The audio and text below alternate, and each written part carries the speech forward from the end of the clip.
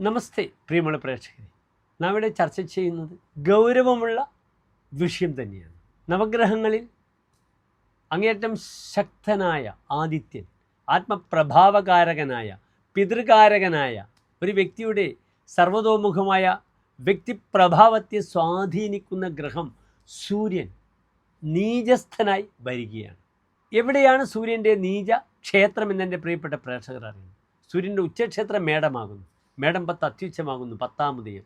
സൂര്യൻ്റെ നീചക്ഷേത്രം തുലാമാകുന്നു. തുലാം 10 അതിനീചമാകുന്നു. നമ്മുടെ നാട്ടിൽ തുലാപ്പത്തിന് പിതൃക്കൾക്ക് സന്തോഷിപ്പിക്കുന്ന വലിയ സംഭവം തന്നെയുണ്ട്. പിതൃക്കളുടെ സന്തോഷം കൊടുക്കുക, ഈന്തിൻ്റെ പായസം ഇതൊക്കെ വെച്ച് കൊടുത്ത് പിതൃക്കൾക്ക് സന്തോഷിപ്പിക്കുന്ന അപ്പവും പഴവും ഒക്കെ കൊടുത്ത് പിതൃക്കളെ സന്തോഷിപ്പിക്കുന്ന ഒരു ദിനമാകുന്നു തുലാം 10.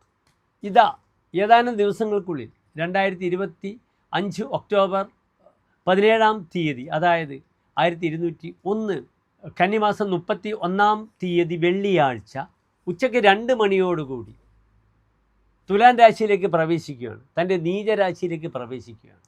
എൻ്റെ പ്രിയപ്പെട്ട പ്രേക്ഷകർക്ക്, മേടം മുതൽ മീനം വരെയുള്ള പ്രേക്ഷകർക്ക് ഈ സൂര്യൻ്റെ ചരവശാലുള്ള നീചരാശിയിലേക്കുള്ള മാറ്റം എപ്രകാരമാണ് ശുഭാശുഭ ഫലങ്ങളെ പ്രദാനം ചെയ്യുക എന്ന വിഷയമാണ് നാം ഇവിടെ ചർച്ച ചെയ്യുന്നത്. ഞാൻ ആദ്യം പറഞ്ഞു, സൂര്യൻ ആത്മപ്രഭാവമാണ്, വ്യക്തിത്വമാണ്, ഒരാളുടെ പേഴ്സണാലിറ്റിയുടെ പൂർണ്ണതയാണ്, തൻ്റെ പിതാവാണ്. താതശ്ചാത്മപ്രഭാവോ ദ്യുമണിഹി, അച്ഛനും തൻ്റെ ആത്മപ്രഭാവവുമാകുന്നു സൂര്യൻ. ചന്ദ്രൻ അമ്മയും മനസ്സുമാണ്. ആത്മപ്രഭാവകാരകനായ സൂര്യൻ ബലവാനാണെങ്കിൽ ഒരാൾക്ക് തൻ്റെ പ്രഭാവത്തെ ഇംപ്ലിമെൻ്റ് ചെയ്യുവാനുള്ള കരുത്തുണ്ടാകും. ആ കരുത്ത് നഷ്ടപ്പെടുന്ന ഒരു മാസമാണ് നമ്മുടെ മുന്നിലുള്ളത്. വളരെ സൂക്ഷ്മമായി നമുക്ക് ചിന്തിക്കണം.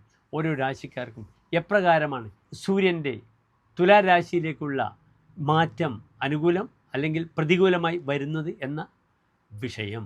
എല്ലാ പ്രിയപ്പെട്ട പ്രേക്ഷകർക്കും ഡോക്ടർ മാരാർജി എന്ന നമ്മുടെ യൂട്യൂബ് ചാനലിലേക്ക് സ്വാഗതം.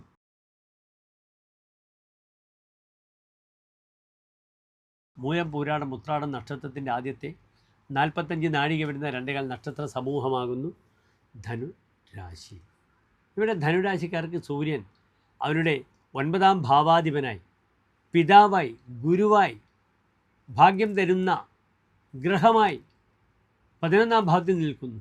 11-ാം ഭാവത്തിൽ ശുഭഗ്രഹങ്ങളും പാപഗ്രഹങ്ങളും ഒക്കെ നിൽക്കുന്നത് വളരെ ഗുണമാണ്. പ്രത്യേകിച്ച് സൂര്യൻ 11-ാം ഭാവത്തിൽ വളരെയധികം പ്രാഗൽഭ്യത്തെ വർണ്ണിച്ചിട്ടുണ്ട് എല്ലാ ആചാര്യന്മാരും തങ്ങളുടെ പുസ്തകങ്ങളിൽ. പക്ഷെ ഇവിടെ മനസ്സിലാക്കണം, സൂര്യൻ 11-ാം ഭാവത്തിൽ നിൽക്കുന്നത് നല്ലതാണ്, പക്ഷെ നീചരാശിയിലാണ്.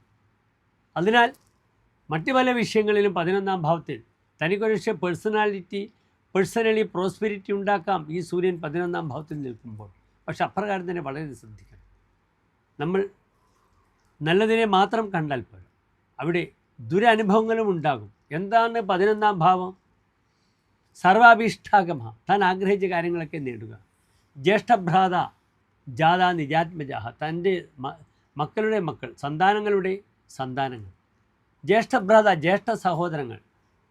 വാമകർണോർത്ഥലാഭശ്ച, തൻ്റെ വലത്തെ ചെവി. അർത്ഥലാഭം, ഇതൊക്കെയാണ് 11-ാം ഭാവം കൊണ്ട് ചിന്തിക്കേണ്ടത്. ഇവിടെ ആദ്യം മനസ്സിലാക്കേണ്ടത് 9-ാം ഭാവാധിപനാണ്. ധനുരാശിയുടെ സ്വഭാവം എന്താണ്? പിതൃധനി, അച്ഛന് ധനം കിട്ടേണ്ടവരാണ് ധനുരാശിക്കാർ. ഇവിടെ സൂര്യൻ ഭാഗ്യാധിപനായി 11-ാം ഭാവത്തിൽ നിൽക്കുമ്പോൾ പിതാവിൻ്റെ സ്വത്ത് കിട്ടാനൊക്കെ യോഗമുണ്ട്.